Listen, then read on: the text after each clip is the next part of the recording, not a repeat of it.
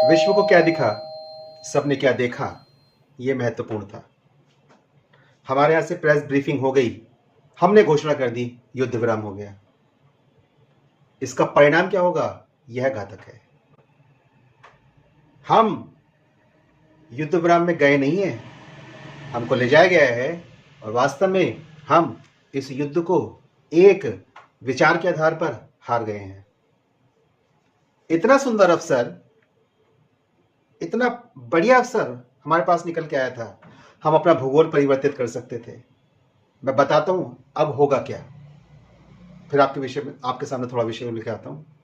अब पाकिस्तान और उसका मुल्ला मुनीर अपनी जनता को बोलेगा कि देखो, हमारे यहां तो अटैक हुआ, हम पाकिस्तान, अगर भारत कह रहा था कि हम इसको हरा रहे हैं पाकिस्तान को, तो फिर वो हमारे साथ युद्ध विराम में क्यों आया। यानी कि हमने भारत को इतना दंड पहुंचाया है कि वो अमेरिका की मध्यस्थता करके इस युद्ध विराम में आया है। यानी कि वहां की जनसंख्या और जनमानस के बीच में एक संदेश जाएगा सेना के माध्यम से। सेना अपने आप में सशक्त होकर वहां से निकलेगी और पाकिस्तान के जनमानस में वहां की सेना की स्वीकार्यता बढ़ेगी।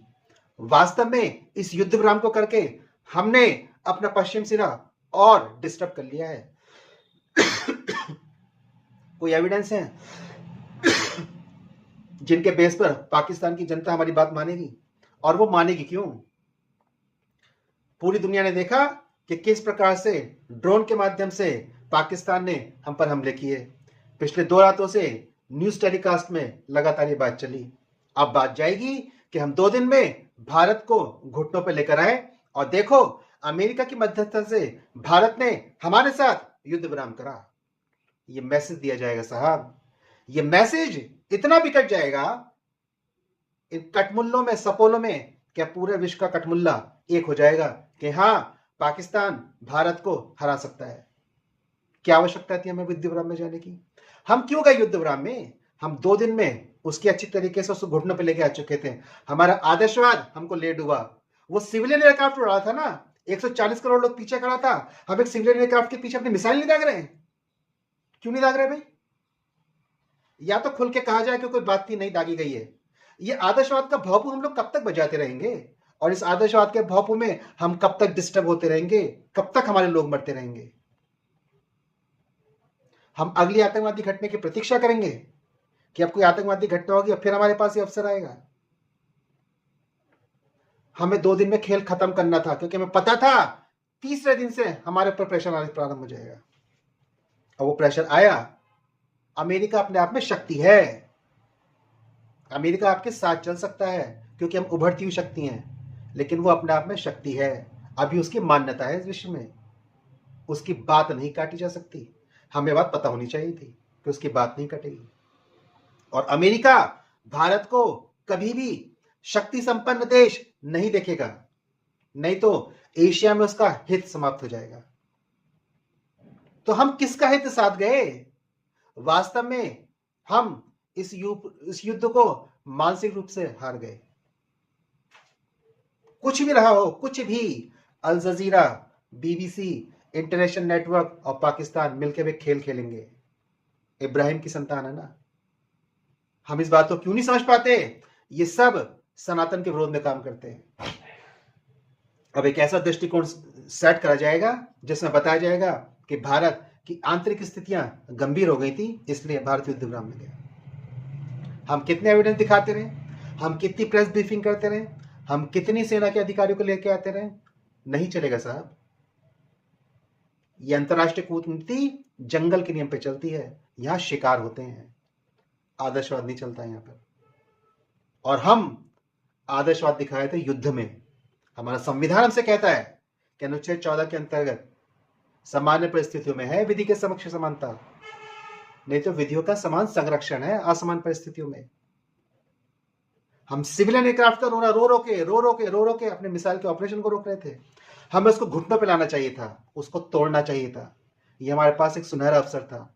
ये अवसर हमारे पास अब नहीं आएगा।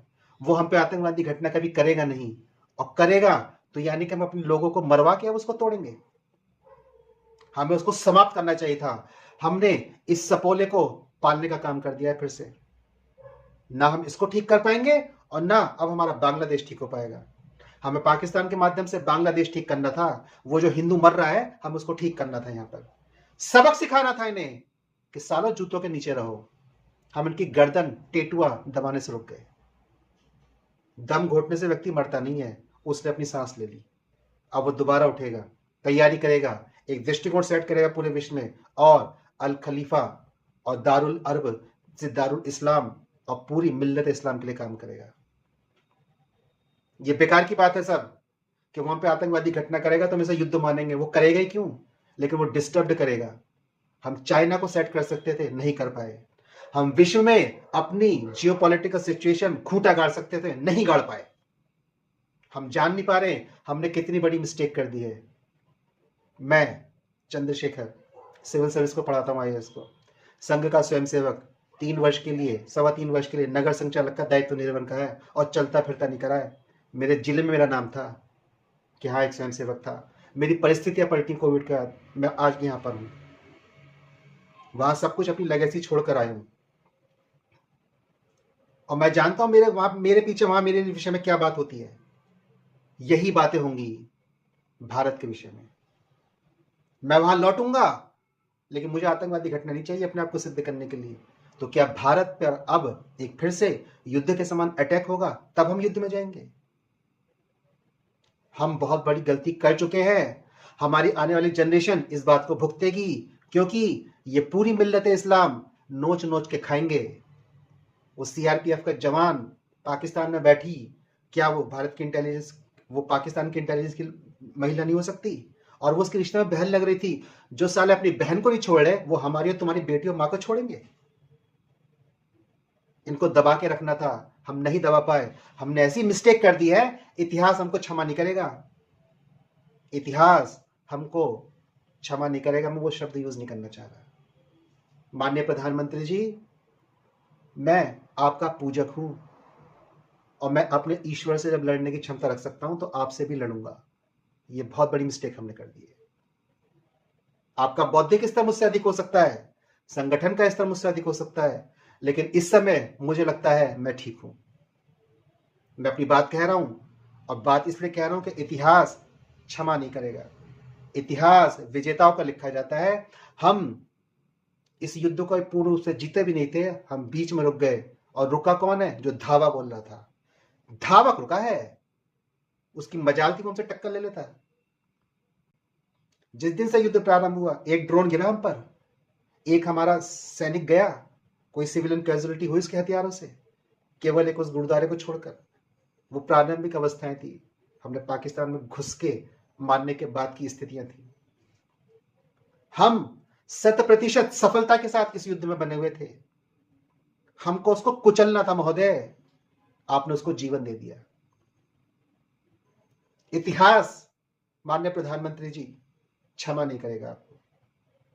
आप मेरी बात का बुरा मान सकते हैं, दंड दे सकते हैं, दीजिए, लेकिन इतिहास क्षमा नहीं करेगा। आप आने वाली पीढ़ी के लिए सपोले पाल के गए हैं। जय हिंद, जय भारत।